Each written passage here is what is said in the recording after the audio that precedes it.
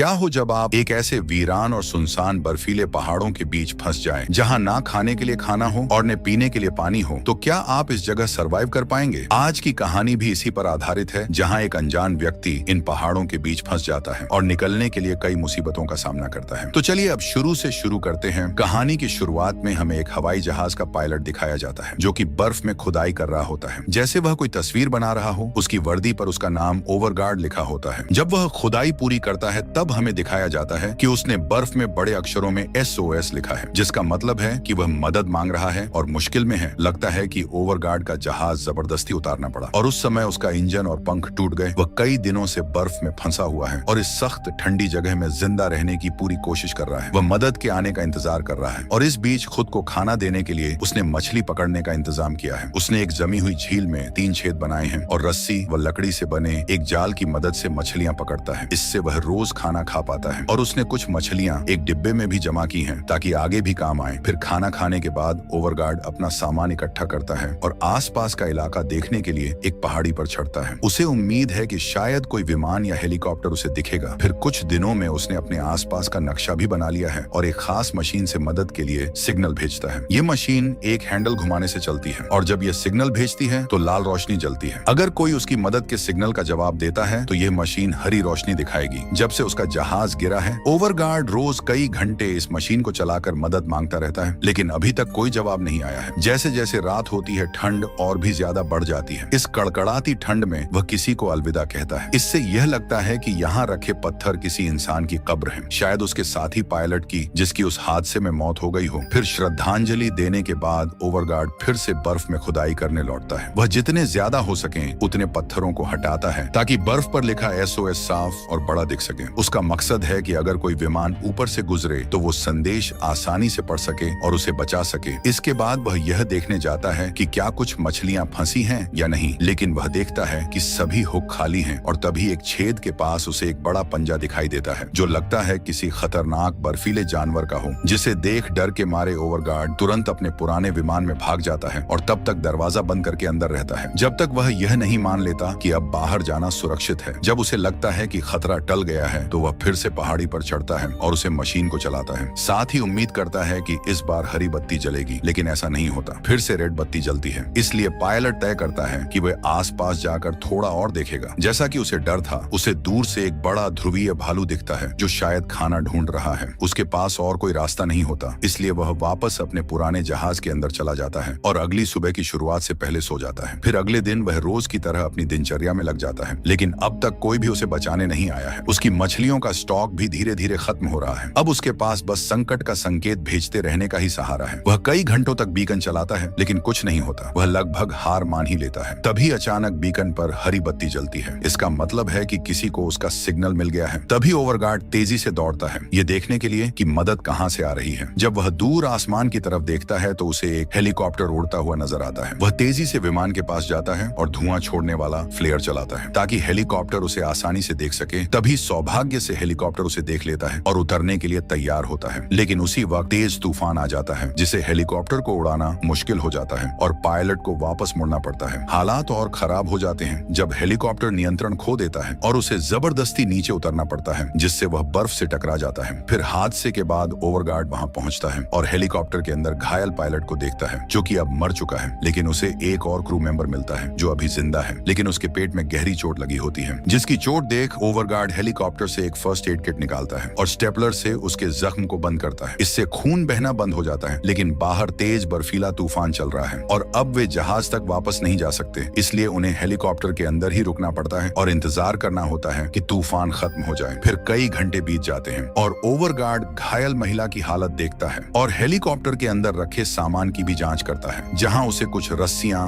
बर्फ पर चढ़ने वाली कुदाल और कुछ कप इंस्टेंट नूडल्स मिलते हैं। कई दिनों से सिर्फ मछली खा रहे ओवरगार्ड को जैसे ही नूडल्स मिलते हैं, वह एक पल भी नहीं गंवाता। वह उन्हें पकाने के लिए पानी गर्म करने की कोशिश करता है, लेकिन ज्यादा इंतजार किए बिना वो नूडल्स वैसे ही खा लेता है। लेकिन उसके पास ज्यादा समय नहीं है। उसे पता है कि एक और बर्फीला तूफान आ सकता है, इसलिए उसे जल्दी से वापस अपने पुराने विमान तक पहुंचना होगा। और ओवरगार्ड तय करता है कि जो घायल क्रू मेंबर अभी जिंदा है, उसे वह सुरक्षित जगह तक ले जाएगा ताकि उसका इलाज हो सके। वह हेलीकॉप्टर से जितना हो सके उतना जरूरी सामान इकट्ठा करता है। फिर वह हेलीकॉप्टर के ऊपर एक संदेश संदेश लिखता है जिसमें बताया गया है कि दो लोग उस घाटी की ओर जा रहे हैं जहां उनका विमान पहले दुर्घटनाग्रस्त हुआ था, इस उम्मीद में कि कोई उड़ता हुआ बचाव दल ये संदेश देखेगा और उन्हें बचा लेगा। इसके बाद ओवरगार्ड घायल महिला को लेकर अपने पुराने विमान की ओर चल पड़ता है। वहां पहुंचने पर वह उसका नाम पूछता है, लेकिन वह महिला उसकी भाषा को ठीक से नहीं समझ पाती। वह बस पायलट शब्द कहती है ताकि जान सके कि हेलीकॉप्टर वाले पायलट का क्या हुआ, जिसे सुन ओवरगार्ड धीरे से उसे बताता है कि पायलट अब जिंदा नहीं है और फिर उसे कहता है कि वह विमान में उसका इंतजार करे क्योंकि वह हेलीकॉप्टर को एक बार और जाकर जांचना चाहता है। फिर जैसे ही वह महिला सो जाती है, ओवरगार्ड फिर से हादसे वाली जगह पर लौटता है और देखता है कि मरे हुए पायलट का शरीर अब पूरी तरह बर्फ से ढक चुका है। फिर पहले की तरह ही ओवरगार्ड बर्फ में उसे भी सम्मान से दफनाता है और ऊपर कुछ पत्थर रख देता है। इसके बाद वह हेलीकॉप्टर के अंदर की जांच शुरू करता है। उसे वहां एक नक्शा,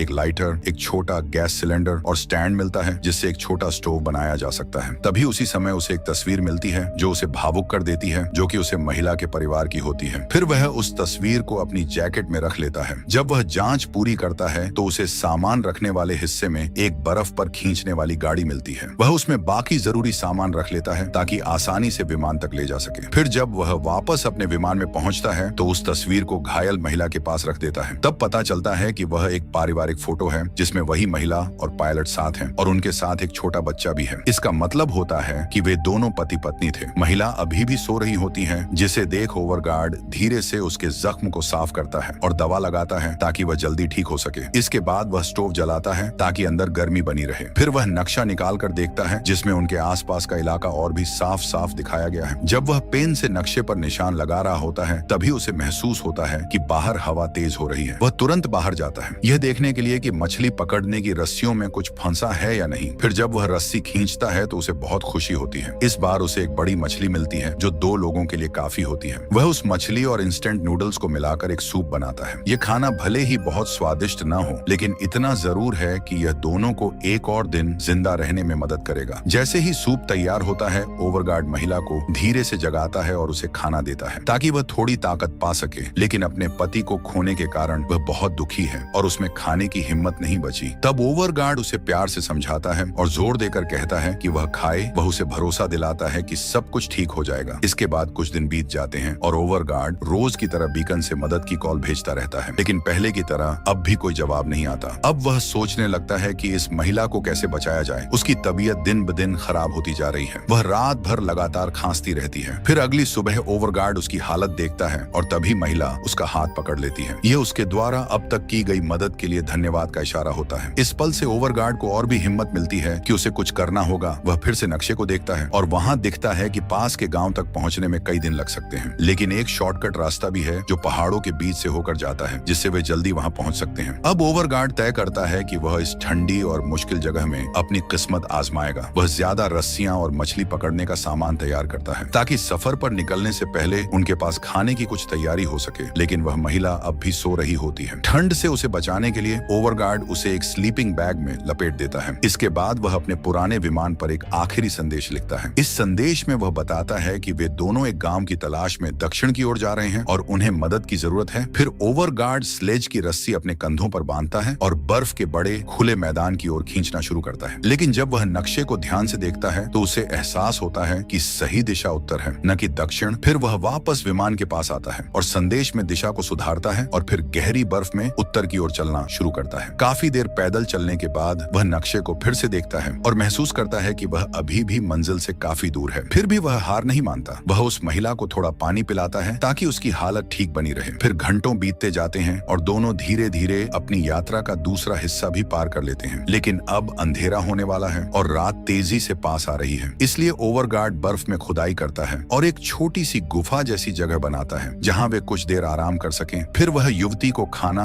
और पानी देता रहता है और फिर दोनों सो जाते हैं, इस उम्मीद में कि रात को कोई ध्रुवीय भालू उनके पास नहीं आएगा। फिर अगली सुबह सूरज निकलता है और ओवरगार्ड खुद को ज्यादा कपड़े और एक मास्क पहनाकर तैयार करता है क्योंकि एक और भारी बर्फीला तूफान आने वाला होता है। रास्ते में चलते हुए उसे बर्फ में दबा एक उपकरण दिखाई देता है। वह उम्मीद करता है कि यह शायद किसी और जिंदा इंसान का हो, लेकिन जब वह पास जाकर देखता है तो उसे पता चलता है कि यह तो उसी का पुराना सामान है जो उसने कई दिन पहले छोड़ दिया था। जब वह अकेले ही आर्कटिक पार करने निकला था तभी उसे डिब्बे के अंदर उसे अपना पुराना ID कार्ड भी मिलता है जिसे लेकर वह आगे बढ़ता है। इस उम्मीद उम्मीद में कि वह और महिला जल्द से जल्द किसी सुरक्षित जगह यानी अपने गंतव्य तक पहुंच जाएंगे। फिर चलते चलते वह एक बहुत बड़े पहाड़ के पास पहुंचते हैं जो नक्शे में दिखाया ही नहीं गया था। यह एक बड़ी रुकावट होती है, लेकिन ओवरगार्ड हार नहीं मानता। वह हेलीकॉप्टर से मिली कुल्हाड़ी का इस्तेमाल करता है और पहाड़ पर चढ़ जाता है। ऊपर पहुंचने पर उसे दूसरी तरफ एक सीधा और आसान रास्ता दिखता है। अब वह रस्सी की मदद से पहले अपना सामान ऊपर खींचता है, फिर वह उसी तरह उस लड़की को भी स्लेज के साथ ऊपर खींचने की कोशिश करता है, लेकिन यह काम उसकी सोच से कहीं ज्यादा मुश्किल होता है। वह कितनी भी कोशिश करे, स्लेज बहुत भारी होती है। फिर आखिरकार रस्सी उसके हाथ से फिसल जाती है और स्लेज नीचे की ओर खिसकने लगती है। ओवरगार्ड एक आखिरी बार पूरी ताकत से खींचता है, लेकिन वह स्लेज को रोक नहीं पाता। वह नीचे गिर जाती है। अब ओवरगार्ड समझ जाता है कि वह इस रास्ते से लड़की को ऊपर नहीं ला पाएगा, इसलिए वह फैसला करता है कि उसे पहाड़ के चारों ओर घूमकर लंबा रास्ता लेना होगा। इसके बाद वह अपनी यात्रा फिर से शुरू करता है, लेकिन रास्ते में उसे थोड़ा आराम करने और कुछ खाने के लिए रुकना पड़ता है। उसी समय उसे चट्टानों के नीचे एक गुफा मिलती है। गुफा का रास्ता बर्फ से ढका होता है, लेकिन वह अपने औजारों की मदद से बर्फ हटाकर रास्ता साफ कर लेता है। फिर गुफा के अंदर वह बची हुई मछली को पकाने के लिए गैस टैंक का इस्तेमाल करता है और लड़की की तबीयत खराब होने के बावजूद उसे खाने के लिए कुछ देने की कोशिश करता है। फिर रात हो जाती है और अब दोनों के पास बस एक ही काम है, थोड़ी देर आराम करना। लेकिन तभी ओवरगार्ड को कुछ आवाजें सुनाई देती हैं। वह ध्यान से सुनता है और डर के मारे समझ जाता है कि वह किसी जंगली जानवर की दहाड़ है। उसके बाद भारी सांसों की आवाज भी आती है। ओवरगार्ड बहुत सावधानी से उठता है और सबसे बुरा सोचते हुए अपनी कुदाल हाथ में ले लेता है। तभी कुछ सेकंड बाद सब कुछ शांत हो जाता है और उसे लगता है कि शायद जानवर चला गया है, लेकिन तभी वह लड़की अचानक खांसने लगती है और उसकी आवाज सुनकर वह जानवर वापस आ जाता है। यह एक विशाल ध्रुवीय भालू होता है जो अब पहले से भी ज्यादा जोर से दहाड़ने लगता है और वह गुफा के पास आकर अंदर घुसने की कोशिश करता है, लेकिन गुफा का रास्ता उसके लिए बहुत छोटा होता है, इसलिए वह पूरी तरह अंदर नहीं आ पाता। फिर भी वह अपने बड़े पंजों से बर्फ हटाने लगता है और अपना सिर गुफा के अंदर डालने की कोशिश करता है। तभी भालू को और पास आने से रोकने के लिए ओवरगार्ड जोर से चिल्लाता है और डराने के लिए हवा में एक फ्लेयर फेंकता है। तभी सौभाग्य से उसकी योजना काम कर जाती है। भालू आग और रोशनी से डर जाता है और वहां से भाग जाता है। इस तरह ओवरगार्ड और वह लड़की सुरक्षित रह जाते हैं और गुफा में छिपे रहते हैं। लेकिन इतने तनाव और डर के बाद ओवरगार्ड थक कर और घबरा कर जमीन पर बैठ जाता है। वह खुद को समझाने की कोशिश करता है कि सब ठीक हो जाएगा। फिर एक और दिन बीत जाता है। अगली सुबह ओवरगार्ड गुफा से बाहर जाकर देखता है कि आसपास सब कुछ ठीक है या नहीं, लेकिन सौभाग्य से ध्रुवीय भालू के कोई निशान नहीं मिलते। लेकिन वह जानता है कि यह जगह अब भी सुरक्षित नहीं है। अगर भालू फिर से लौट आया तो हो सकता है कि वे दोनों इस बार बच न पाएं। इसलिए ओवरगार्ड युवती को फिर से स्लेज पर बैठाता है और उसे खींचते हुए सफर जारी रखता है। वह थोड़ी और दूरी तय करता है, लेकिन रास्ता बहुत लंबा और कठिन लगता है। ऐसा लगता है मानो उसका कोई अंत ही नहीं है। फिर अचानक तेज बर्फबारी शुरू हो जाती है, जिससे ओवरगार्ड को कुछ दिखाई देना बंद हो जाता है। उसे रुकना पड़ता है क्योंकि अब आगे बढ़ना मुश्किल हो गया है। इस बार उनके पास छुपने के लिए कोई गुफा भी नहीं होती और अगर वह चलते रहते हैं तो वह और ज्यादा थक जाएगा, इसलिए उनके पास एक ही तरीका बचता है। ओवरगार्ड और वह युवती दोनों एक ही स्लीपिंग बैग में चले जाते हैं ताकि वे एक दूसरे की गर्मी से शरीर को गर्म रख सकें। इस मुश्किल और निराशा भरे समय में धीरे धीरे कई घंटे बीत जाते हैं। तेज बर्फबारी के कारण दोनों पूरी तरह बर्फ से ढक जाते हैं। फिर थोड़ी देर बाद ओवरगार्ड स्लीपिंग बैग से बाहर निकलता है और यह जांचता है कि उसका सामान बर्फीले तूफान में ठीक है या नहीं। उसे अपनी पानी की बोतल मिलती है, लेकिन वह पूरी तरह से जमी हुई होती है। इसका हल यही होता है कि वह बोतल को अपनी जैकेट के अंदर रख ले ताकि उसके शरीर की गर्मी से बर्फ पिघल जाए। इसके बाद ओवरगार्ड स्लेज को फिर से सफर के लिए तैयार करता है, लेकिन अब वे ऐसे रास्ते पर पहुंचते हैं जहां बर्फ बहुत मुलायम होती है, जिससे चलना बहुत मुश्किल हो जाता है। थकावट और बढ़ जाती है। तभी उसे पास ही एक चट्टानी जगह पर रुकना पड़ता है। वहां वे आग जलाते हैं ताकि थोड़ी गर्मी मिल सके और ओवरगार्ड लड़की से कहता है कि वह उसके हाथ जोर से पकड़े ताकि उनके बीच गर्मी बनी रहे और खून का बहाव ठीक चलता रहे। लेकिन वह लड़की बेहोश रहती है और उसकी सांसें बहुत भारी होती हैं, जिससे साफ पता चलता है कि उसकी हालत बहुत खराब हो रही है। तभी ओवरगार्ड को शक होता है कि उसकी तबीयत और बिगड़ गई है। जब वह उसके जख्म को चेक करता है तो देखता है कि अब उसे और भी ज्यादा इन्फेक्शन हो गया है। लड़की के मुंह से खून भी निकल रहा होता है, जिसे देख ओवरगार्ड को डर लगता है कि अब उसके पास ज्यादा वक्त नहीं बचा है। हालांकि वह ऐसा नहीं करना चाहता, लेकिन ओवरगार्ड ये समझता है कि अगर वह उसके साथ रुका रहा तो शायद वे दोनों ही बच नहीं पाएंगे। इसलिए वह बहुत भारी दिल से फैसला करता है कि वह लड़की को यहीं छोड़कर अकेले आगे बढ़ेगा। वह सिर्फ अपने जरूरी सामान के साथ आगे बढ़ने लगता है और रास्ता खोजते हुए चलता है। तभी उसे बर्फ के बीच एक चट्टान पर कुछ फूल खिले हुए दिखाई देते हैं। यह देखकर वह हैरान हो जाता है और वहां जाने की कोशिश करता है, लेकिन जैसे ही वह उस चट्टान के पास पहुंचता है, उसके नीचे की बर्फीली जमीन टूट जाती है और वह नीचे एक गड्ढे गड्ढे में गिर जाता है। फिर कुछ समय बाद जब ओवरगार्ड होश में आता है तो वह खुद को एक गुफा में पाता है और उसका दायां पैर एक चट्टान के नीचे फंसा हुआ होता है और बहुत ठंड भी होती है। वह बहुत कोशिश करता है कि किसी तरह अपना पैर निकाल ले, लेकिन वह हिल भी नहीं पाता। इतने प्रयासों के बाद उसे लगने लगता है कि शायद उसकी किस्मत यही है, आर्कटिक की ठंड में अकेले मर जाना। लेकिन वह हार नहीं मानता, वह इस सोच को अपने ऊपर हावी नहीं होने देता। वह अपनी बची हुई ताकत से फिर से कोशिश करता है। बहुत तेज दर्द के बावजूद वह तब तक पैर खींचता है जब तक वह बाहर नहीं आ जाता। हालांकि उसका पैर बुरी तरह घायल हो जाता है। अब वह रेंगते हुए बर्फ और पत्थरों के बीच से बाहर निकलता है और कुछ ही देर में गुफा से बाहर आने का रास्ता ढूंढ लेता है। हालांकि वह बाहर तो आ जाता है, लेकिन उसका पैर इतना ज्यादा चोटिल हो चुका होता है कि वह मुश्किल से खड़ा हो पाता है। फिर वह उस जगह पर लौटता है जहां उसने उस लड़की को छोड़ा था। वह वहां जाकर उसकी पारिवारिक तस्वीर लेता है ताकि अगर लड़की को कुछ हो जाए तो वह उस तस्वीर को उसके बेटे को दे सके। लेकिन वह यह देखकर चौंक जाता है कि लड़की अब भी जिंदा है। वह धीरे धीरे ठीक महसूस कर रही होती है और ओवरगार्ड से बात करती है। यह देख ओवरगार्ड को